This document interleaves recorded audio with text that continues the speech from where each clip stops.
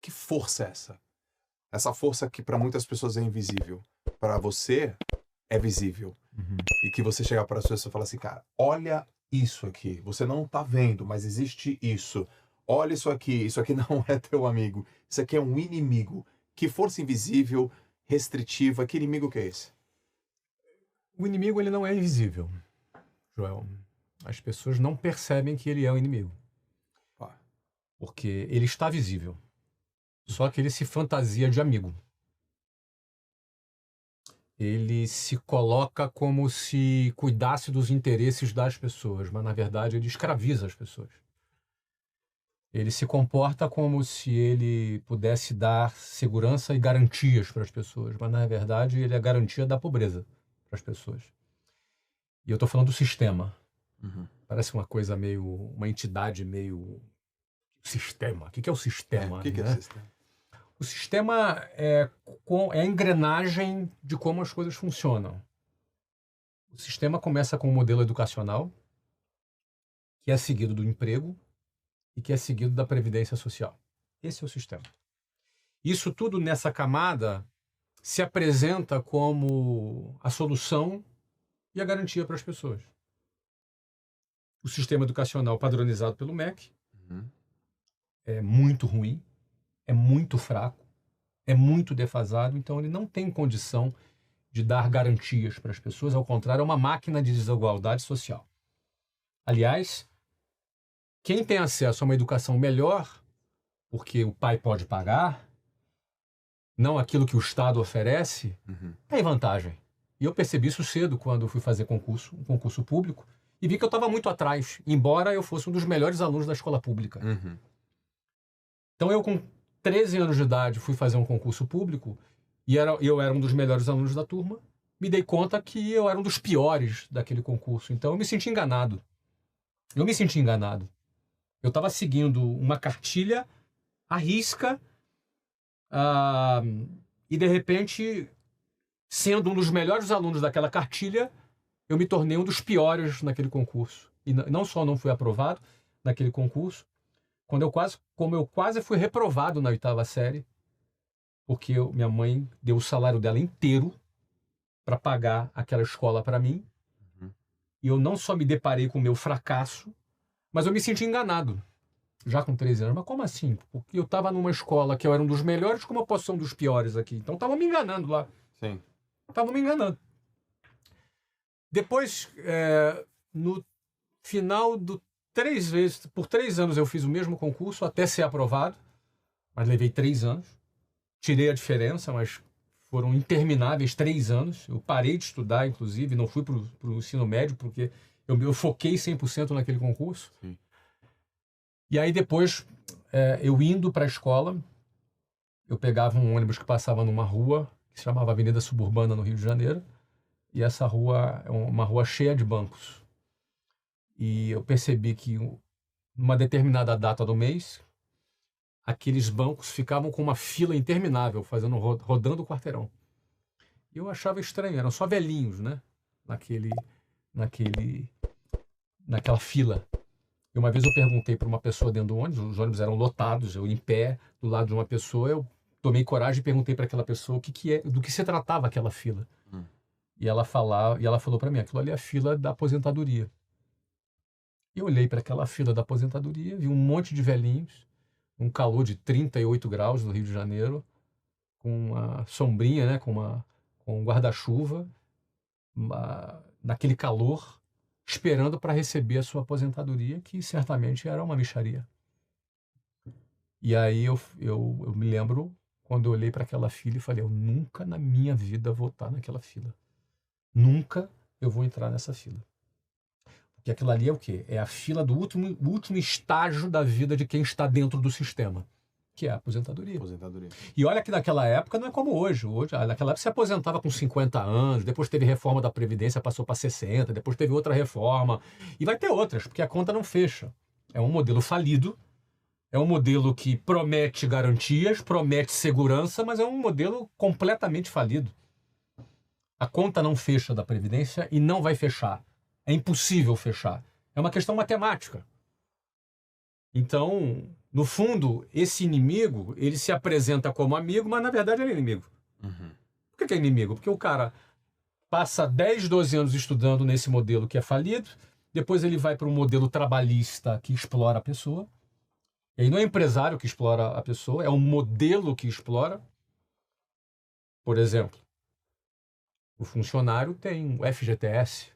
O que é o FGTS? Nada mais é do que o dinheiro do próprio funcionário, que é confiscado pelo Estado, e que é obrigado a ficar numa conta a qual ele não tem acesso, e que esse dinheiro fica aplicado e não corrige sequer a inflação. Cara, isso é muito... É um confisco do dinheiro do cara. Não, mas isso aí é um fundo de garantia para te proteger. Ou seja, o inimigo, ele se traveste, ele se fantasia de amigo. Uhum. Não basta confiscar o dinheiro, não basta não corrigir o dinheiro, tem que, inclusive, fazer você se ajoelhar para dar graças a Deus que o Estado está te protegendo ainda. E não dá nem para pegar o dinheiro. Não dá para pegar. Você vai ter que comprar um imóvel, ou se for demitido. Tem condições. Assim. Tem condições para você ter acesso ao dinheiro que é teu. Então, cara, eu fico vendo essa situação e muitas pessoas não percebem. O 13º salário não é um salário extra, como a pessoa pensa. Ele é o salário anual do cara dividido em 13. Porque uma empresa faz um orçamento anual. Você faz orçamento na tua empresa? Sim. É anual? Sim. Pronto, então eu vou gastar tanto. É isso. E aí ele pega o salário e divide em 13. Então, em outras palavras, é um empréstimo compulsório que o empregado faz para o patrão. Ou seja, o patrão vai pagar o último salário dele do 13º mês e sem correção. Sem nenhuma correção. E você tem que levantar a mão para o céu, porque estou ganhando um salário extra. Não é salário extra. As pessoas acreditam nisso, mas não é o salário extra. Uhum. E aí entra a Previdência, e por aí vai, os descontos. Para pensar. Não, desconto tem muito. É um desconto descomunal. É descomunal. Descomunal, o desconto. E aí, se o cara ganha 10 mil reais, ele vai ter uns 3,5 de desconto. Aí ele recebe 6,5 na mão. Só que é o seguinte, ele custa para a empresa 19. Isso. Porque o salário dele é 10, a empresa gasta 19. Ele recebe 6,5. Só que dos 6,5 que ele recebe, Joel, metade do que ele vai consumir é imposto. Metade. Em média, hoje no Brasil, 50% é imposto embutido. Tudo que você compra. Em média, claro. Tem produto que é menos, tem produto que é mais. Exemplo de carro, por exemplo, né? Carro é uns 40 e poucos por cento, 45%, mais ou menos, né? Eu não lembro de cabeça aqui, mas é 40 e poucos por cento. Cerveja deve ser 60%, 70%. Produtos de cesta básica é menos, mas na média, 50%. Em outras palavras, se você recebeu 6,5%, desculpa, se o teu salário era 10, você recebeu 6.500 na mão, no fundo, esses 6.500, tudo que você for comprar, metade é imposto. Então, no fundo, esses 6.500 vale 3.250. Uhum. Só que você custou para a empresa 19. Aí, pronto, agora os 3.250 é teu. Não, meu querido, desse dinheiro você vai pagar IPTU ainda, vai pagar IPVA. Você entendeu, cara? Você vai ter que pagar a escola particular para o seu filho, porque você teve o teu salário descontado ali para pagar os impostos, só que a escola que o Estado entrega é uma porcaria. Aí você vai ter que pagar. A primeira coisa que uma pessoa, quando melhora de vida, Joel, é tirar o filho da escola pública e botar na escola particular. Uhum. Porque ele quer o melhor para o futuro do filho. Então você paga 2 vezes. Aí você já pagou por segurança pública, mas o Estado sequer tem controle do território, porque tem bandidagem, tem PCC, tem Comando Vermelho, você tem um monte de facção que domina, porque o Estado não tem controle sequer do território, de muitos lugares. E aí você tem que pagar segurança. Aí você vai morar num condomínio fechado, vai pagar um carro blindado, você vai pagar seguro. Mas aí é o seguinte, você pagou pelo SUS. Você pagou pela educação, você pagou pela saúde pública. Mas agora com aquele 3.200 de um salário que era 10, que você custa 19, você vai ter que pagar agora plano de saúde. Então, esse sistema escraviza as pessoas. Não é o empresário que escraviza a pessoa, é o sistema esse sistema que escraviza. E ele se traveste de amigo, cara. Uhum. Não é amigo, é inimigo. Quando as pessoas entendem que é inimigo, aí o jogo muda. Aí ela vai ter uma outra postura. Entendeu? Além dessa percepção, dessa noção, que é o primeiro caminho para... Com uns 17 anos, 16 anos eu comecei. Começou, né? Para perceber, né? Igual o mito o mito da caverna. É o mito da caverna. É o mito da caverna de Platão. Pô, olha só, cara, tem lá um mundo, tem luz, tem árvore, tem... Lá de fora da caverna. Lá de fora da caverna. Qual que você acredita que é a solução para isso? Além da consciência. Primeira coisa, cara, você tá consciente disso? Consciente do que você paga, do teu desconto, da máquina que é falida, que ela não prepara, pelo contrário, ela te coloca em situação de desigualdade. Qual que é o caminho? Joel, tem uma, se não me engano, é Harriet Tubman, se não me engano, uma abolicionista negra americana que trabalhou libertando escravos nos Estados Unidos.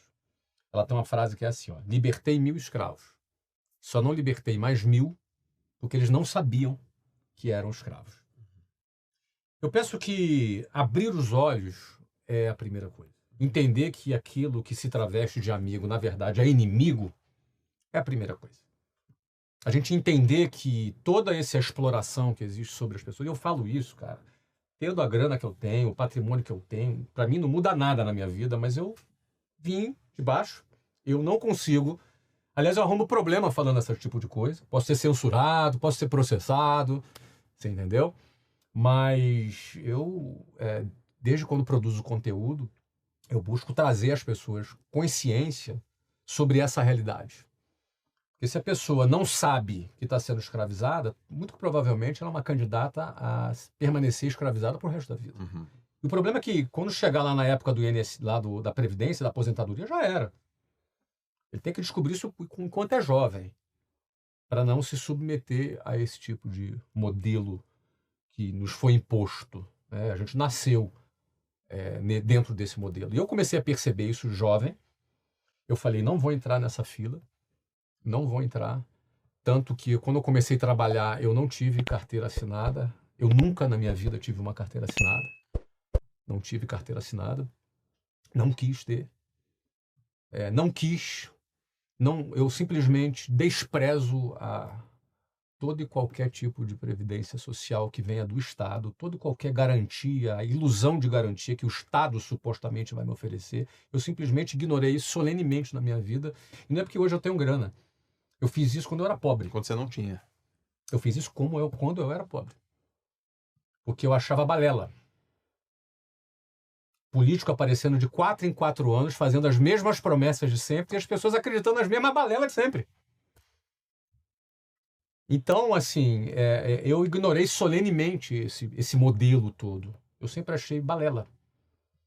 E aí, cara, a solução é quando você precisa ter coragem de se desprender disso, porque pensa que toda a manada está indo em direção do sistema, né? Todo mundo, seus amigos, seus parentes, seus vizinhos, todo mundo tem esse valor. Quantas vezes eu ouvi, mas você não vai ir na sua aposentadoria, como é que vai ser? E se você fica doente? Quantas vezes eu ouvi esse tipo de situação? E eu entendo as pessoas, porque quando você conhece um modelo de vida, qualquer coisa que esteja fora desse modelo, porque esse modelo você aprendeu com teu pai, com a tua mãe, com a tua família, com teus vizinhos, na televisão. Não é fácil você se desprender da manada. Não é fácil. Sim. Você, quando decide se desprender desse fluxo, você leva um tempo até você ter resultado. E durante esse período, você é taxado de maluco, de irresponsável, não é? Porque você não tem um emprego com carteira assinada. Eu nunca quis ter, nunca tive. Teus pais, Flávio, nisso, eles estimulavam o quê? Meus pais me apoiavam muito, no sentido, porque eu era um garoto estudioso. Eu fui um cara que venci no sistema acadêmico, sabe, Joel? Uhum. Eu fui um dos melhores alunos. Eu passei nas melhores faculdades. Então eu não sou um cara recalcado porque eu não consegui passar. Sim. Eu passei nas melhores faculdades federais, que para um jovem da minha realidade, só podia ser uma faculdade pública, porque meus pais não tinham condições de pagar uma faculdade privada. Então, passar numa faculdade pública era um up, era o máximo, era o que alguém da minha realidade poderia ter. Sim, Então, eu passei. Acontece que, num dado momento, eu questionei. Você entendeu? Eu questionei. E pensei que eu indo para a faculdade que eu iria, eu levaria 5 anos para me formar. Eu tinha já 19 anos. Eu fiquei 3 anos, né? Naquela história do concurso. Uhum. Então, eu ia me formar com 24 anos se não tivesse nenhuma greve, o que é improvável. Provavelmente me formaria com 26 anos de idade. E aí talvez fosse arrumar meu primeiro emprego de engenheiro de software, porque era ciência da computação que eu estava fazendo, engenharia da computação. E aí minha vida talvez começasse aos 27 anos de idade. E quando eu conheci a área de vendas foi uma área que me deu a seguinte mensagem: eu vendo, eu ganho. Pronto. Então depende de mim. Sim. Pô, depende de mim, eu não dependo do sistema mais. Não, mas não tem nenhuma segurança. Mas o sistema, da qual segurança? Estabilidade não existe. Começou aí, essa minha frase. Uhum. Qual a segurança que o sistema me dá? Segurança de que eu vou arrumar um emprego e no final vou me aposentar pelo INSS? Isso para mim é tenebroso. Isso para mim não é risco, é a certeza de um caminho em que eu vou sucumbir à mediocridade na minha velhice. Não tem como alguém viver bem pelo INSS. Não tem como. Não existe a possibilidade. É porque o topo do INSS... 8 mil reais. 8 mil reais. 8 mil reais é o teto. A maioria não ganha nem 2 mil reais. É verdade. Então, é isso que eu quero para minha velhice? Depender do Estado nesse nível que eu quero? Negativo. Para mim, o grande risco é você apostar nesse caminho. Então, a aposta desse caminho, para mim, era fora de cogitação. Eu não recebi herança. Meus pais não me deram valores, honestidade, palavra. Mas não recebi patrimônio de herança. Nem teria nenhum patrimônio. Então, eu tinha que fazer acontecer. E o sistema não me oferecia isso. Então, quando eu venci fora do sistema, e aí eu nunca tive carteira assinada, e aí eu venci como vendedor, ganhei dinheiro, cheguei a diretor, mesmo sem registro daquela empresa. Uhum. E aí decidi sair para abrir o meu negócio estourou, explodiu. E aí, de um garoto que morava na boca da favela, e daqui a pouco eu virei um empresário bem-sucedido. Só que eu não consegui me esquecer de onde eu vim, entendeu, João? Uhum. E não perdi a vontade de contar para as pessoas como é que é. Assim como eu queria que alguém me contasse como é que era, Sim. Eu mantive a vontade de contar como é que é.